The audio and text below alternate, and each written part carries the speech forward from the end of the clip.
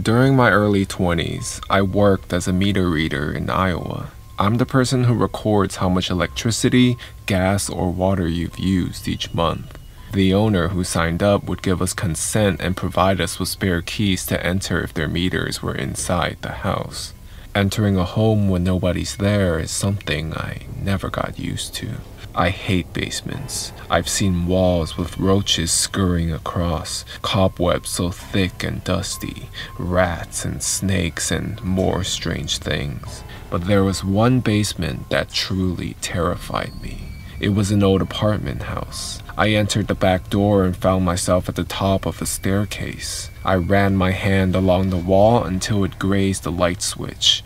I flipped the switch, but no lights turned on. I wasn't carrying a flashlight either, as a typical route involved 5 or 6 hours of walking. I did carry an old lantern with me, so I made my way down into the darkness. Once at the bottom, I discovered 2 doors. I chose the door on the right and found the meters in the far corner. As I entered the reads, I began hearing noises coming from the other room. Something was moving, and there was whimpering that grew louder the longer I listened. I realized it was a dog and it sounded weak and distressed. I tried to open the door, but it was locked. At this point, the dog was scratching the other side of the door, and I felt helpless. And then, the sound stopped. I reported it when I got back into the office, but I couldn't shake the thought of it. So there I was, not long after, back within that basement. I kept my ears open for any sounds coming from the other room. This time I heard nothing, but I couldn't shake the memory of that dog. My curiosity got the best of me, and that is when I made a huge mistake. I tried to open the door.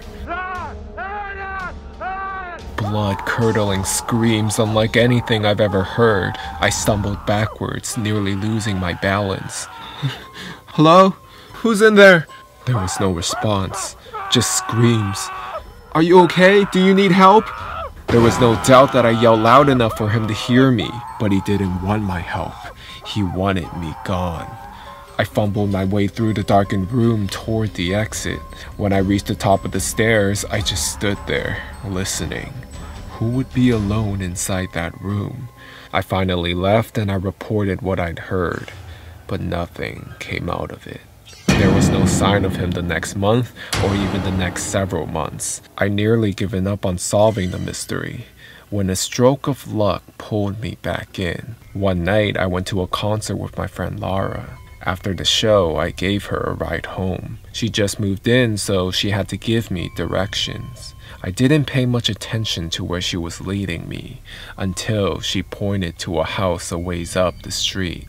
I couldn't believe it. She had moved into the house with the mysterious room in the basement. This may sound weird, but have you noticed anything odd about the basement at this? Yeah, a crazy guy lives down there. Finally, I had confirmation. She told me that even though she lived in the attic, she often heard him yelling late at night. She had actually met him. She saw him standing in the lawn. He stood perfectly still, with no expression on his face. Feeling a little creeped out, she just went in her car and left. And then, I finally met him myself. I entered the back door like I had before, but this time something was different. The light was on in the basement. I peered down the staircase, and at the bottom, a ragged-looking dog was staring back at me. Then, I noticed something else. Behind the dog, I could see a pair of bare feet. I should have left right then. At this point, my desire to finally get some answers outweighed my fear.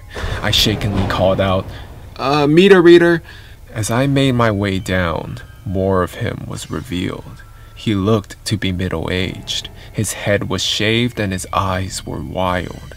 I explained who I was and what I was doing there, and to my surprise, not only did he talk to me, but he actually sounded somewhat normal. I even started to doubt whether or not he was the same man I'd heard screaming.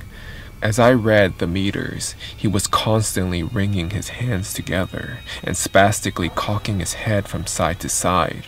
The longer he talked, the more agitated he became. As I turned to head up the staircase, he could no longer hold it in. screams, the very same unforgettable screams I'd heard coming from the locked room. I ran up the stairs as fast as my legs would carry me, flung the door open, and rushed back into the daylight. I told my friends about the experience, and when I finished telling my story, she told me about something she'd seen a week earlier. One day, she noticed lights flashing outside her window. She looked outside just in time to see police officers placing the man from the basement in the back seat of a squad car. She later found out from another tenant that he had attacked someone with a weapon, and that was the last they ever saw of him. I don't know what became of that man in the basement. I like to think that he got the help he needed. But maybe that's just because I'd rather not think about the alternative.